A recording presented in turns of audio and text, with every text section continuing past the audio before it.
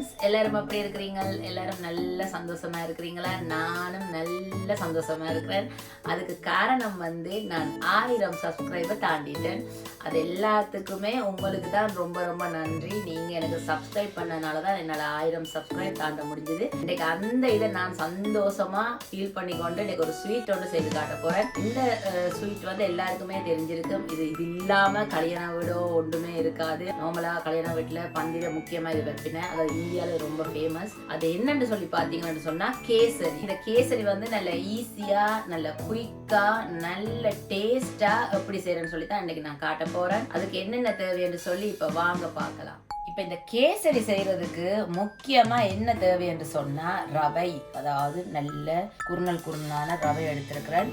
முக்கியமா இது அளவு எப்படின்னு சொல்லி பாத்தீங்கன்னு சொன்னா, நீங்க உங்களோட வீட்டுல ஏதாவது ஒரு கப் எடுத்தீங்கன்னு சொன்னா அந்த கப்பால தான் நீங்க எல்லாமே அளக்க வேணும். நான் எங்களோட வீட்டுல இருக்கிற இந்த கப் எடுத்திருக்கிறேன். அப்ப இதால நான் 1 கப் ரவை எடுத்திருக்கிறேன். 1 கப் ரவைக்கு 1 கப் சீனி எடுத்திருக்கிறேன். அடுத்ததா பாத்தீங்கன்னு சொன்னா 50 கிராம் இருக்கும். அதாவது இந்த முந்திரி 50 கிராம், அது அடுத்தது உலர் திராட்சை 50 கிராம் தான் வரும். ஒரு கைப்பிடி அளவு எடுக்கலாம், இல்லாட்டி நீங்க அளந்துதான் எடுக்கணும் கட்டாயம் சொன்னா நீங்க 50 கிராம் எடுத்தா சரியா இருக்கும் இந்த 1 கப் அளவு ரவைக்கு. அடுத்ததா பாத்தீங்கன்னு சொன்னால் நான் என்ன செய்திருக்கேன் சொன்னால், ஒரு கொஞ்சம், அதாவது ஒரு 20-25 குங்குமப்பூ அதை நான் பால்ல போட்டு ஊற வச்சிருக்கிறேன். அப்ப என்ன நடக்கும்னு சொன்னா, நீங்க ஊற போட்டீங்கன்னு சொன்னா அந்த குங்குமப்பூல இருக்கிற கலர் இந்த பால்ல இறங்கி வரும். குங்குமப்பூ போட விருப்பம் இல்லாதாக்கள் நீங்கள் அந்த சமையலுக்கு போடுற கலர் இருக்கு, அதாவது கேசரிக்கண்டே ஒரு கலர் விற்கிறாங்க, அது பாவிக்கிறா நீங்க அது பாவிச்சு கொள்ளலாம். இல்ல கலர் போட விருப்பம் இல்லாட்டி நீங்க நார்மலாயே கேசரி செஞ்சு கொள்ளலாம். அடுத்ததா பாத்தீங்கன்னு சொன்னா,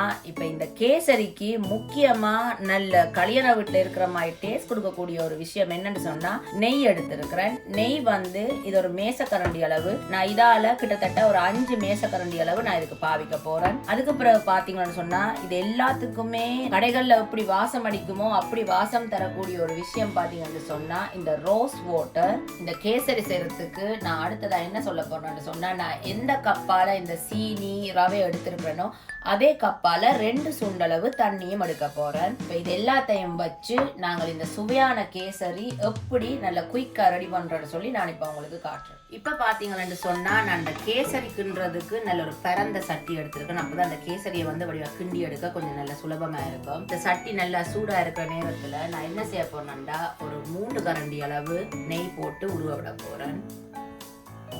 அதாவது 3 மேசை கரண்டி. இப்ப நான் போட்ட இந்த நெய் இந்த சூட்டுக்கு நல்லா உருகிட்டுது. அடுப்பை எப்பவுமே நல்லா குறைச்சு வச்சு கொள்ளுங்க. நான் இந்த எடுத்து வச்சிருக்கிற இந்த முந்திரி பருப்பையும் இந்த உலர் திராட்சையும் போட்டு இதுல நல்லா நான் வறுத்தெடுக்க போறேன். இந்த முந்திரி பருப்பு ஓரளவு பிரவுன், அதாவது பொன்னிறமா வந்துட்டு இப்ப இந்த டைம்ல நான் இதை வலிச்செடுக்க போறேன்.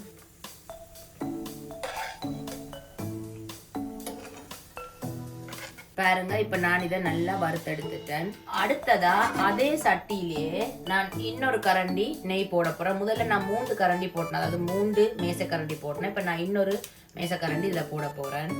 நீங்க கேட்கலாம், ஏன் இவ்வளவு நெய் போடுறீங்கன்னு சொல்லி. நெய் போட்டா தான் சில ஸ்வீட்டுகள் அதாவது சில இனிப்பு பண்டங்கள் நல்ல சுவையாயும் வாசமாயும் இருக்கும். நீங்க கடையில சாப்பிடுற டேஸ்ட்டுக்கு இருக்கும். அடுத்ததா நான் அடுப்பை நல்லா குறைச்சு விட்டுருக்கேன். என்ன நேரத்தோட நான் இதுல எல்லாம் வருத்தபடியா நெய் சூடா இருக்கிறபடியா நான் குறைச்சிருக்கிறேன். இப்ப இதுக்குள்ள நான் இந்த எடுத்து வச்சிருக்கிற இந்த 1 கப் ரவையை போட்டு நான் வறுத்தெடுக்க போறேன். நல்லா வறுக்க கூடாது, அதாவது நீங்கள் அந்த ரவை வறுபடுற வாசம் வரும் வரைக்கும் வறுத்தா போதும். நல்லா முருகா இது வறுக்க கூடாது. நல்லா அடுப்பை நல்லா ஒட்ட குறைச்சு விடுங்க. இந்த நெய்யில இந்த ரவை வறுபடைக்க பாருங்க, நல்ல ஒரு வாசம் ஒன்று வரும். அதை நான் விட்ட நெய்யெல்லாம் இந்த ரவை நல்லா எடுத்துட்டு பாருங்க. ஒரு 2-3 நிமிஷம் இதை வறுத்தா போதும். நான் இந்த ரவை வறுக்க போட்டு நல்லா 3 நிமிஷம் ஆயிட்டுது. நான் இதோட நல்லா வறுத்து எடுத்துட்டேன். இப்ப அடுத்ததா நான் இதுக்குள்ளேயே நான் எடுத்து வச்சிருக்கிற இந்த 1 கப் அளவு சீனியையும் நான் இதோட போட போறேன். போட்டுட்டு இதை நீங்க ஒரு கிளறி விட்டா இந்த சீனி இந்த ரவையோட சேர்ந்துடும். சும்மா பாத்தீங்கன்னா எங்களோட வீடு முழுக்க இந்த நெய் வாசம் அந்த மாதிரி அடிக்குது. அதாவது அந்த ஸ்வீட் கடைக்குள்ள போன மாதிரி ஒரு வாசம் ஒன்று வருது. அதுக்கு காரணம் நாங்கள் போட்ட இந்த நெய். சில சாப்பாடுகளுக்கு நெய் தாராளமாக போடுறோம். அப்போதான் நீங்கள் கடையில் என்ன மாதிரி இருக்குமோ அப்படித்தான் வீட்டிலையும் அந்த டேஸ்ட் வரும். இப்போ அடுத்ததா நான் என்ன செய்ய போறேன்னு சொன்னா, நான் ஒரு சட்டியில தண்ணி நல்லா கொதிக்க விட்டுருக்கிறேன். நான் உங்களுக்கு சொன்ன மாதிரி 1 கப் ரவைக்கு 1 கப் சீனி, தண்ணி வந்து 2 கப். பாருங்க, இப்போ நான் நல்லா கொதிச்ச தண்ணி, இது நல்ல கொதிண்டு இருக்குது. என் கை சுட போகுது. 1 கப் நான் எதால ரவை எடுத்தனோ அதால 2 கப் தண்ணி விட்டுருக்கிறேன். இப்போ இந்த 2 கப் தண்ணி விட்டோடனே இதை நல்லா ஒருக்கா கலந்து விடுங்க. நீங்க இப்படி கேசரி செய்யக்க வந்து அந்த கேசரிகள் வந்து ஒரு இடமா இந்த உருண்டு வராம எல்லாம் நல்ல வடிவா சேர்ந்து வரும்.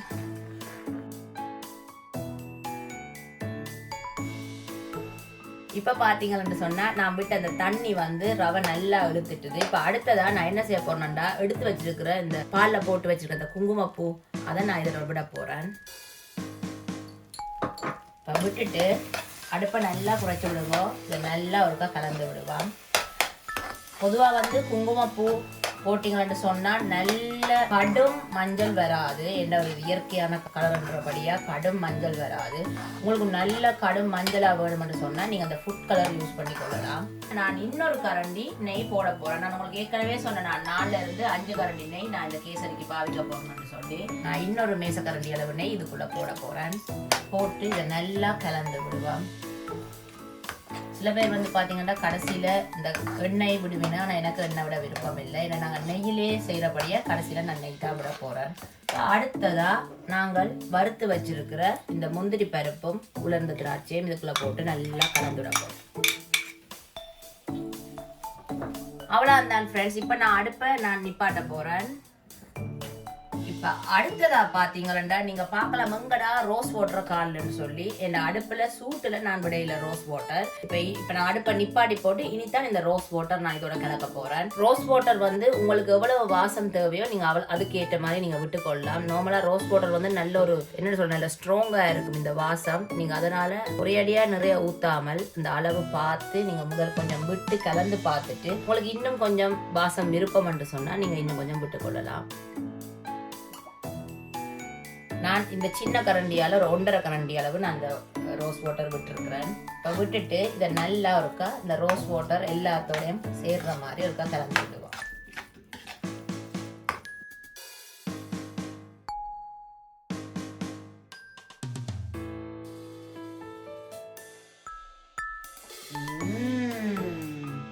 சும்மா சூப்பரா அந்த மாதிரி கேசரி ரெடி ஆயிட்டு சும்மா எங்கட வீடெல்லாம் உண்மைக்குமே சும்மா அந்த மாதிரி ஒரு வாசம் அடிக்குது. அதாவது அந்த நெய் பாருங்க எவ்வளவு சூப்பரா இருக்கு இந்த கேசரி. இது வந்து நான் ஒரு சின்ன கரண்டியால நான் ஒரு ஷேப்புக்கு அடிச்சிருக்கிறேன். உங்களுக்கு இப்படி செய்ய விருப்பம் இல்லாட்டி வாங்க நான் என்ன அடுத்ததை காட்டுறேன். இப்படி நீங்க ஒரு டேயில போட்டு நீங்க அதை நல்லா ஆற விட்டுட்டு பிறகு நீங்க துண்டு போட்டும் எடுத்துக்கொள்ளலாம். உங்களுக்கு எப்படி விருப்பமோ நீங்க அந்த கேசரியை வந்து உங்களோட விருப்பத்துக்கு ஏற்ற மாதிரி நீங்க ஒவ்வொரு வடிவத்துல நீங்க எடுத்துக்கொள்ளலாம்.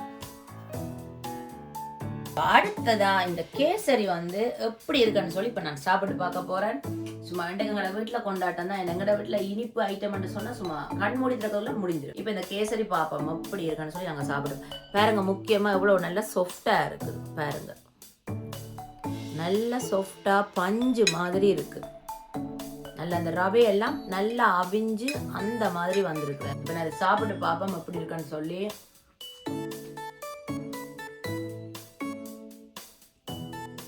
அம்மா சூப்பரா இருக்கு ஃப்ரெண்ட்ஸ்.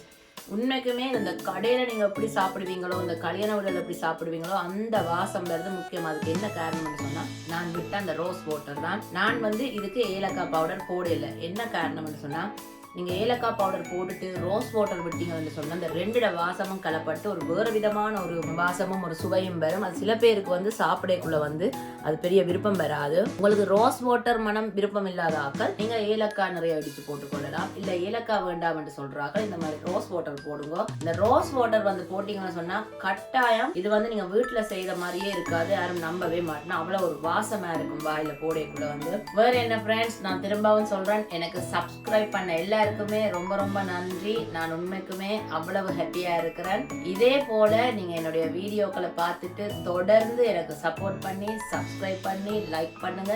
நான் எப்பவும் சொல்கிற போல் உங்களுக்கு அந்த வீடியோ பிடிச்சிருந்தா, உங்களுக்கு விருப்பமாக இருந்தால் நீங்கள் தெரிஞ்சவங்களுக்கு அதை ஷேர் பண்ணலாம். வேறு என்ன ஃப்ரெண்ட்ஸ், நான் இதே மாதிரி வித்தியாசமாக நல்ல சுலபமாக குயிக்காக செய்யக்கூடிய வீடியோக்கள் நான் தொடர்ந்து போட்டுக்கொண்டே வருவேன். நீங்கள் அதை தொடர்ந்து பார்த்து எனக்கு தொடர்ந்து சப்போர்ட் பண்ணுங்கள். நான் இப்போ என்ன செய்ய போறேன்னு சொன்னால், எங்கள் வீட்டில் எல்லாரும் சேர்ந்து இந்த கேசரி சாப்பிட போகிறேன். அதே போல் நீங்களும் இந்த கேசரியை செஞ்சு சாப்பிட்டு பார்த்துட்டு எப்படி வந்தேன்னு சொல்லி கட்டாயம் எனக்கு காமெண்ட்டில் சொல்லணும்.